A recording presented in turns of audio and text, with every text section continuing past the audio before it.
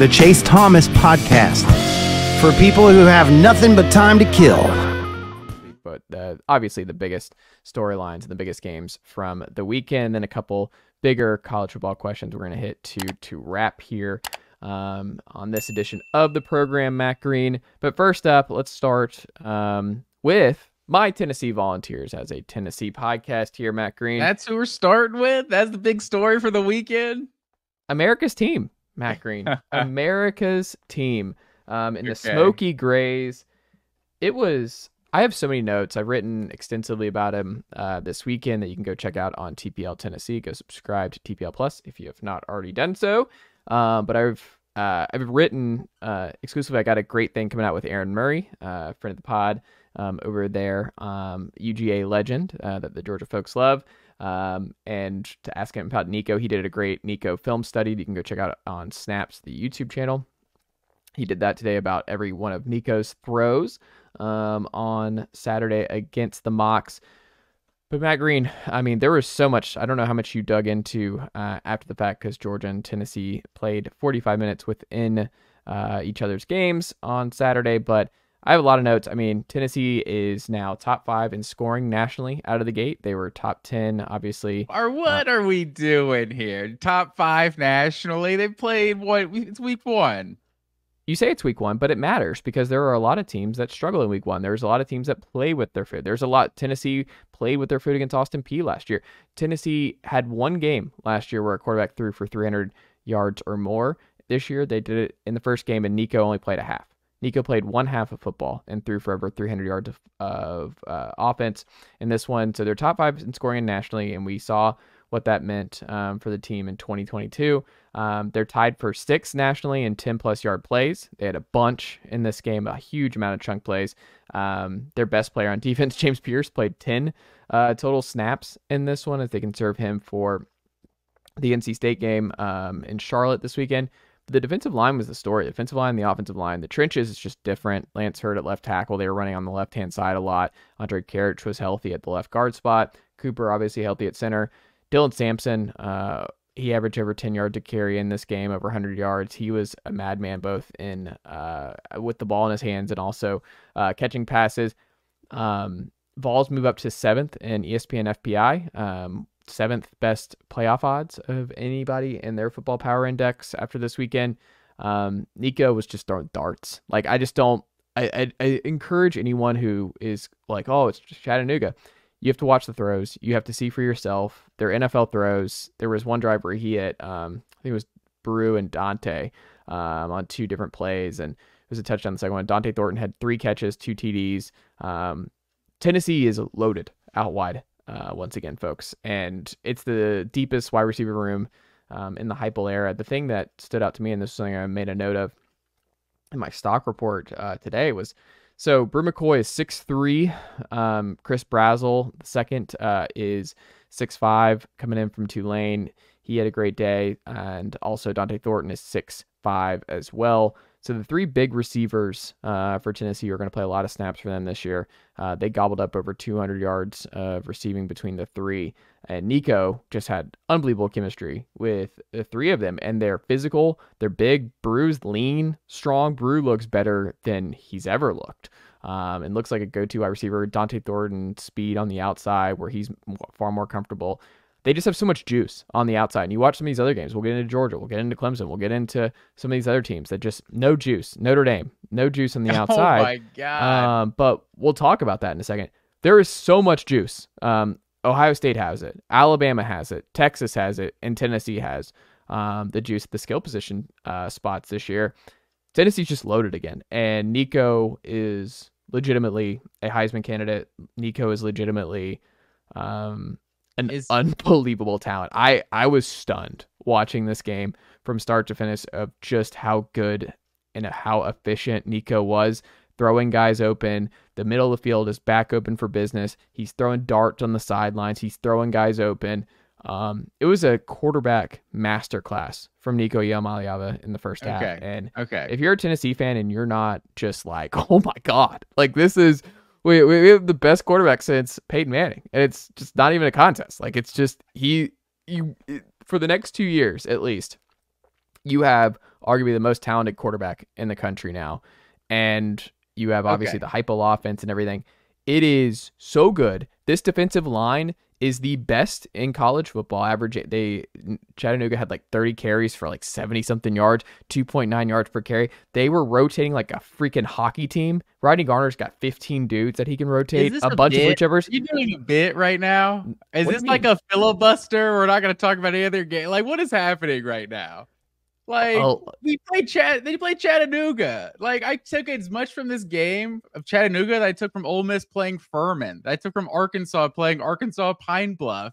Cool, he scored 70 points against a nobody. Like, Nico could be the best quarterback in the country this year, but we did not learn that on Saturday. Like, absolutely not. Like, I'm not going to let you sit here and cite all these stats about Chattanooga's run offense. Are you kidding me? Get out of here, sir. I can do it. What do you mean? I can do it because we saw last year, the big thing was you take it for granted. The offense fell. Like the offense, it was painful most games to get through. And what did Joe Milton do when he played Austin Peay? They absolutely went off. Like, no, they did not. That's what I just told you. The Austin Peay game was close at halftime. What do you mean? The Austin Peay game was a bad example. Joe Milton had his games where they balled out against nobodies. Where? 50 against Vanderbilt. That was the last game. That's his only 300-yard game all of last season, Matt Green. That was it. I'm saying the cupcake games mean nothing, dude. Like, we can't. They do mean something because not everyone does something. Like Auburn's offense looks a lot better. They mean something if you're terrible. If you do great, it really means nothing. No, it doesn't matter. Those throws translate. Those throws are NFL throws. Those are throwing guys open. That kind of NFL throws, but it's just like, what are we doing here? I like Heisman, like this guy Peyton Manning. This guy's played one game against 2 games, no picks. He hasn't thrown a pick. They scored 7 times on their first 7 possessions. They got a kicker. Max Gilbert is a dude. He was 2 for 2. Perfect. Redshirt freshman out of West Tennessee. He's going to be a dude. I mean, I just don't think people understand how much of an embarrassment of riches Tennessee has on the defensive line. There's just no question it's the best defensive line in the country. Like what they're going to be able to rotate, especially at edge. Tyree West, new strong side defensive end, former Blue Star from Tift County. He forced a fumble on Chattanooga's first possession. Like he blew these guys up. Like I just don't think the front 7 for Tennessee is so dang good. Keenan Peely and Arian Carter flying around. I think the corners looked a lot better. Biggest thing is the back end, the safeties. Boot Carter, true freshman. He made a couple big plays. Ethan Davis in the red zone. The other part of it too, Tennessee was not a good red zone team last year. Tennessee was converted. I think they scored touchdowns on every single red zone trip in this one. Maybe they kicked 1 field goal, but they were extremely efficient in the red zone. They were able to rotate a running back. They have there was no Chris Brazzell last year. Brew McCoy was not this good last year. Brew McCoy is healthy, leaner, faster. They're deeper. Dante Thornton is comfortable on the outside. He was in the slot last year. Like, there's a lot of differences from last year that you have to see this year where it's talking season. I understand it's Chattanooga. I understand there are still limitations. We'll see what they do against NC State on Saturday in Charlotte. We now have 2 games where Nico Iamaleava can do it with his legs. He can do it with his arm. Like, it's real. Like, I just think Georgia fans have to understand that it's real. And the thing about, and to bring it up to Georgia fans. It's about playing Chattanooga.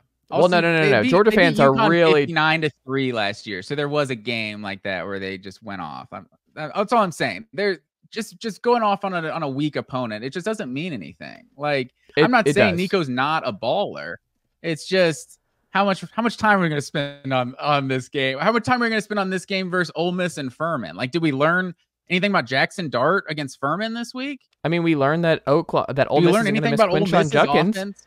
I think Peyton Thorne's the guy. I think Auburn's offense is going to be a lot better. Yes, I think that's an early indicator that Auburn. It was pulling teeth last year for Auburn's offense early. Like it means that they are going to be a little bit better. They have some big time freshman talent at wide receiver. They have more bodies at running back. Like Auburn's offense looks like it's going to be better. That makes Auburn more dangerous. There are certain things, like I said, the Bobby Petrino, Taylor Green marriage. That looks like it's going to be a good quarterback offensive coordinator marriage at Arkansas. I don't know about the defense. I don't know how many games they're going to win, but that marriage makes a lot of sense on paper, and they popped. Like, that's probably going to produce a lot of points. I guarantee you Peyton Thorne is not a good quarterback in the SEC this year. Maybe. And going for 300 yards and 4 touchdowns. It matters. Well, hold on. If you're going to play this game, does it matter that Old Dominion was leading South Carolina midway through the fourth quarter? That's what matters.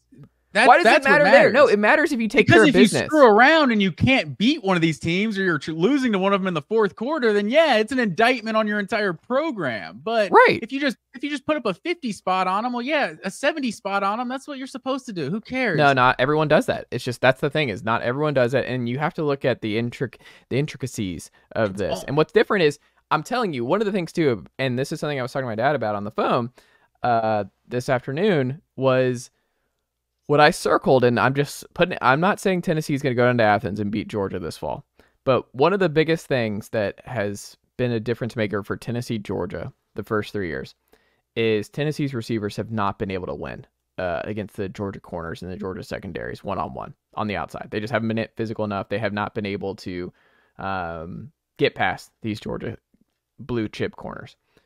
This year, with the 6'5", 6'3", Brew in the best shape of his life, Dante, Chris Brazzell is huge and just a weapon on the outside, and he's able to make contested catches. If there was ever going to be a wide receiver group and a quarterback who was going to find success against Georgia and what they have on the back end there, like, I understand Malachi Starks had it. Like, we'll talk about him. Like, he's a freak and was just unbelievable in this game and had another great pick. KJ Bolden looks like he's going to be a dude for Georgia. But, like, the corners themselves, I watched this game and I'm like, okay, I can actually start to see it, where Tennessee has had no success through the air against Georgia for 3 years. These are the kind of receivers and tight ends that are going to be necessary, and Dylan Sampson out of the backfield, to give Tennessee at least a fighting chance in this game. What I am saying is, I've just penciled in that Tennessee... I mean, they had a Bolitnikoff Award winner. And they couldn't do anything. What I'm saying is, it's different, though. Like, on the outside, that's a slot guy. I'm saying on the outside, Brazzell, Thornton, and Brew are just different. And I'm curious what it looks like come Athens. We have a long way to go, but I'm just penciling it in right now, folks. Georgia fans, get ready, because I think Tennessee's actually going to throw, and Nico and company are actually going to put up some points on Georgia and Athens. Like, I just think if this group can stay healthy, it's legit. They very well may do that, but it's a guess right now. Like, after it's an educated guess based on what I saw and the size and the mismatch.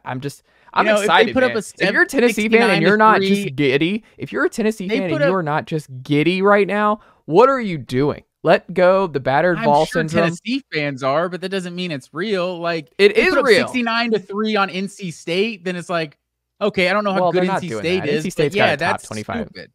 No, I mean, they're going to blow out NC State. I mean, NC State was in a dogfight against Western Kentucky or Western Carolina. Yeah, if they put up 50, if they beat, I mean, we've seen Georgia beat teams by 60 points a couple of times recently. If they beat NC State by 60 points, then yes, I would be like, oh my God, this offense looks insane, unstoppable. I'm just not going to do that after the Chattanooga game. Like, the same way I'm not going to do that about Auburn and Peyton Thorne throwing 4 touchdowns against Alabama A&M. Yeah. Well, Matt Green, that's all I've got on the Tennessee Vols front. Let's transition to your team, the Georgia Bulldogs, winning in a different way. No juice without Lab McConkey and Brock Bowers outside. The juice is gone at the skill position talent, at the tight end position, at least for this year. But the juice is back in where Georgia fans are used to it, RBU. Because Nate Frazier, he's wearing the girly number, and that dude, Nate Frazier, the true freshman, is going to be really good for a really long time at Georgia. And that was my biggest takeaway watching Georgia Clemson. Malachi Starks and the Georgia back end is loaded once again. Defense is still strong, but I mean, it took a while for them to break away from Clemson. I think Arian Smith looked a lot better. He seems like he might be a dude. Nicely done, nephew. The Chase Thomas podcast. Hell yeah.